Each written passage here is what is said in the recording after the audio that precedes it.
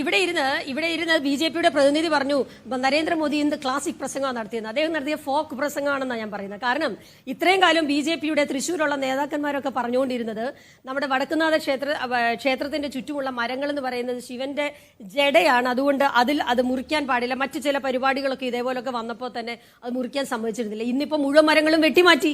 ഇന്നിപ്പോ നരേന്ദ്രമോദിക്ക് പ്രസംഗിക്കണം എന്ന് പറഞ്ഞപ്പോൾ ഈ പറയുന്ന ഇതാണ് ഇവരുടെ നയം എന്ന് പറയുന്നത്. കാര്യങ്ങളോടുള്ള സമീപനം എന്ന് പറയുന്നത് ജാതീയമായി ബിജെപിക്കാരാണോ? എന്താ നിങ്ങൾ ക്രമസമാധാനം നോക്കുന്ന, പ്രോട്ടോകോൾ നോക്കുന്ന പിണറായി വിജയന്റെ പോലീസ് അല്ലല്ലേ? നിങ്ങൾ ഈ പരിപാടിക്ക് വേണ്ടിയാണ്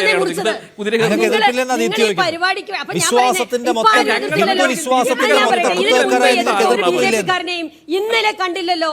എന്തുകൊണ്ടാണ് ഇന്നലെ അതിനെ എതിർക്കാതിരുന്നത് എന്നുള്ളതാണ് എന്റെ ചോദ്യം. ഇന്നലെ പിന്നെ ഞാനൊരു സുരക്ഷാ സംവിധാനം, പഴുതടച്ച സുരക്ഷാ സംവിധാനം ഇന്ത്യൻ പ്രധാനമന്ത്രി വരുമ്പോ ബിജെപിയുടെ നേതാക്കന്മാരാണ് ഈ കാലഘട്ടം മുഴുവൻ പറഞ്ഞുകൊണ്ടിരുന്നത് അത് തൊടാൻ പാടില്ല എന്ന് പറഞ്ഞു.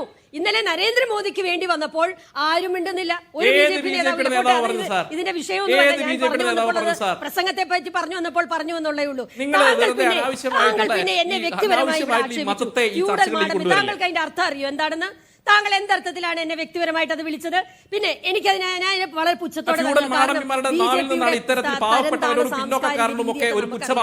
പ്രതിപക്ഷ ബഹുമാനവും ഇല്ലാത്ത 146 എംപിമാരെ പുറത്തു നിർത്തിക്കൊണ്ട് ക്രിമിനൽ നിയമങ്ങൾ പാസാക്കി ഏറ്റവും സുപ്രധാനമായ ബില്ല് പാസാക്കിയ പ്രതിപക്ഷ ബഹുമാനമില്ലാത്ത ജനാധിപത്യ വിരുദ്ധ ഗവൺമെന്റ് ഭരിക്കുമ്പോൾ നിങ്ങൾ ഇതുപോലൊരു ചർച്ചയിലിരുന്ന ഒരു സ്ത്രീയോട് ഫ്യൂഡൽ മാടമ്പി എന്നൊക്കെ വിളിക്കുമെന്നുള്ളതിന് അത് വലിയ അത്ഭുതമൊന്നുമില്ല. താങ്കൾക്ക് വേണമെങ്കിൽ പരാമർശം പിൻവലിച്ചാൽ എനിക്ക് ഒരു നിർബന്ധം. അമ്മമാരെ പുച്ഛത്തോടുകൂടി സംസാരിച്ചപ്പോൾ ഞാൻ പറഞ്ഞത് 11 കോടി അമ്മമാരെ നിങ്ങൾ വളരെ പുച്ഛത്തോടുകൂടി പറഞ്ഞപ്പോഴാണ് ആ അമ്മമാരുടെ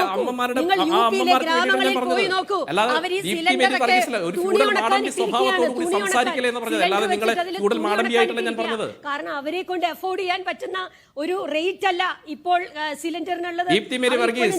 നിങ്ങൾ കഴിഞ്ഞ ദിവസം നരേന്ദ്രമോദി പോയിട്ട് അയോധ്യയിൽ പോയതിനു ശേഷം അദ്ദേഹം ചായ കുടിച്ചത് ഇതാണ്. നിങ്ങൾക്ക് സത്യത്തില് ഞങ്ങൾ സ്ത്രീകൾക്ക് ചെയ്യുന്ന കാര്യങ്ങൾ കണ്ട് നിങ്ങൾക്ക് യാതൊന്നും ചെയ്യാൻ പറ്റാത്തതിന്റെ പ്രശ്നമാണ്.